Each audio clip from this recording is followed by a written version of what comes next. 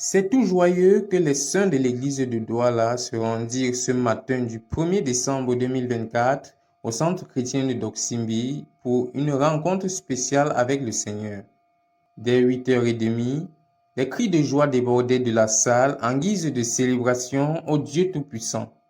Ce culte marquait le dernier de la série de l'année 2024, une année remarquable durant laquelle le Seigneur nous a conduits à organiser 12 événements de cette envergure, constituant un atout majeur pour la croissance et le réveil de l'église de Douala. Dans un esprit de réveil, l'équipe d'adoration fut introduite par l'ancien fidèle Dagan qui conduisirent l'assemblée vers des hauteurs spirituelles avec des morceaux choisis ayant ému toute l'assistance.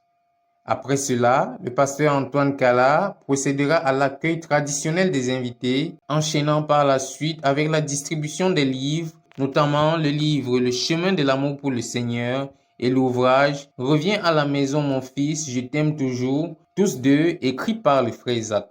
Afin de disposer les cœurs à recevoir la parole de Dieu, les semeurs se hâtèrent de conduire l'assemblée dans des chants de louange et d'adoration, créant une atmosphère propice à la réception du message divin destiné à chacun. Ainsi, le pasteur Martin Fatélé prit la relève pour semer la parole de Dieu.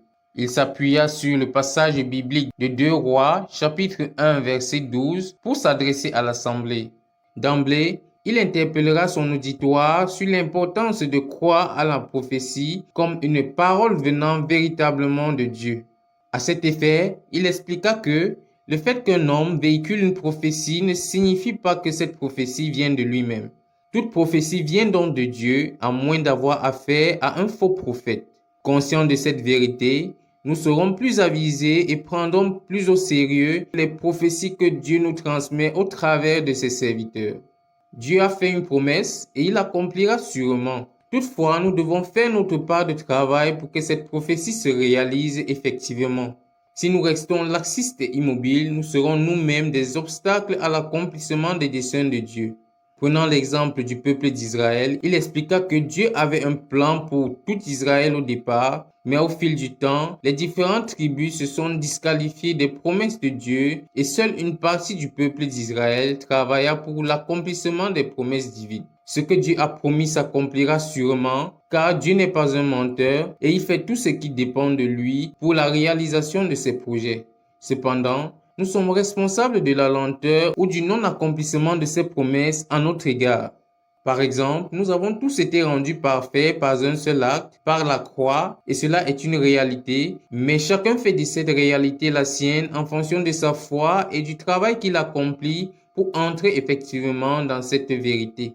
Personne ne peut donc accomplir le réveil pour quelqu'un d'autre, peu importe le degré d'amour qui les unit. Avec assurance, le frère Martin communiqua à toute l'assemblée que l'église de Douala entrerait effectivement dans le réveil et pour ce faire, Dieu attend de nous une consécration totale à la vision, ce qui implique le retour immédiat à la prophétie de Santa Cruz, c'est-à-dire au gagnement des âmes et à l'implantation des églises. Il ne manqua pas de présenter un message de salut aux invités et aux rétrogrades, insistant sur l'amour de Dieu envers les pécheurs et le désir que Dieu a de voir ses enfants retourner à lui. Suite à cette prêche, l'appel fut lancé et 64 âmes furent transférées du royaume des ténèbres à la lumière du Seigneur Jésus et 22 personnes ont été restaurées à Dieu. La prière de guérison et de délivrance enchaîna cette portion pendant laquelle les saints élevèrent des prières au Seigneur pour la libération des captifs et la guérison de toutes sortes de maladies. Ce fut une belle fin de cérémonie ce dimanche au centre chrétien de Doksimbi et surtout un très bon début de mois avec une participation de 2298 personnes présentes et plusieurs baptêmes dans l'eau enregistrés pour la gloire exclusive du Seigneur Jésus-Christ. De Douala pour la RTVC, Chris Manfo,